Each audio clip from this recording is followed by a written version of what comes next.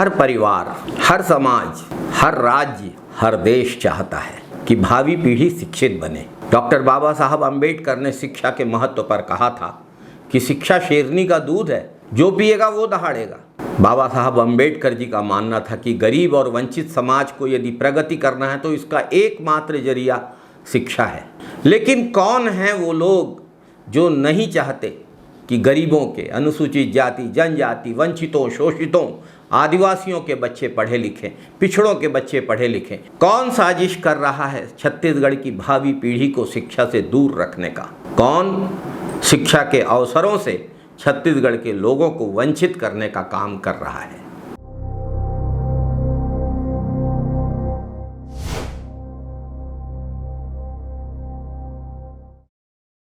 नमस्कार साथियों, शिक्षित बनो, जागृत बनो, बाबा साहब अम्बेडकर का सिद्धांत रहा है।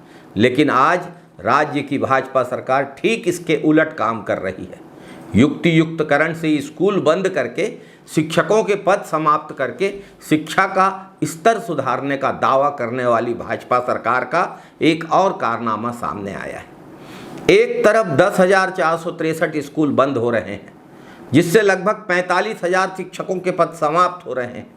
दूसरी तरफ छात्रों की किताबें छात्रों को न देकर कबाड़ में बिक रही हैं। साथियों, पहले भी एक फैक्ट्री में वर्तमान सत्र की किताबें गलती हुई पाई गईं, और अभी तो जिस कबाड़ में ये किताबें फेंकी गई हैं वो कहीं और नहीं, रायपुर में ठीक विधानसभा भवन के बगल में है। लाखों रुपए की किताबें जो बच्चों के लिए बनी थी, उन्हें कबाड़ की दुकानों में, रद्दी गलाने के कारखानों में भेज दिया गया है। अभी स्कूल का सत्र आरंभ भी नहीं हुआ है, स्कूल में किताबें बटी भी नहीं हैं। फिर ये किताबें कबाड़ में कैसे आ गईं?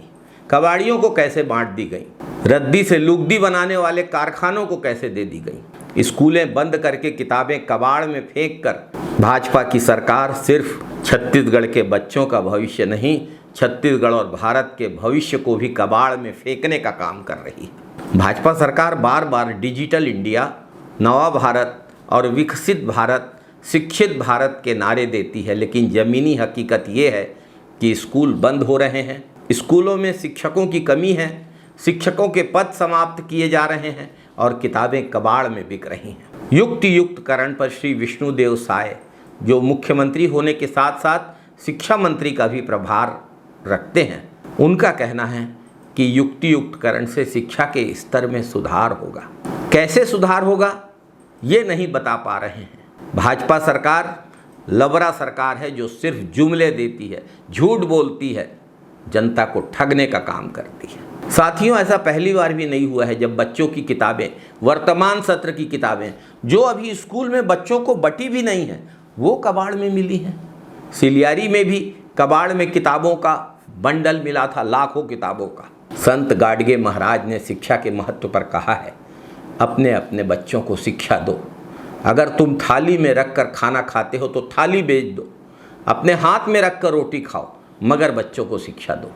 अगर तुम अपनी पत्नी के लिए साड़ी खरीदते हो तो थोड़ी सस्ती साड़ी खरीदो, लेकिन बच्चों को शिक्षा दो। अगर तुम अपने किसी नाते रिश्तेदार की खातिरदारी में ज़्यादा पैसे खर्च करते हो तो ज़्यादा पैसा मत खर्च करो, मगर अपने बच्चों को शिक्षा दो, क्योंकि शिक्षा से मनुष्य विद्वान बनता है, और विद्वान व्यक्ति ही परिवार को, समाज को, राज्य को और देश को सही दिशा दे सकता है।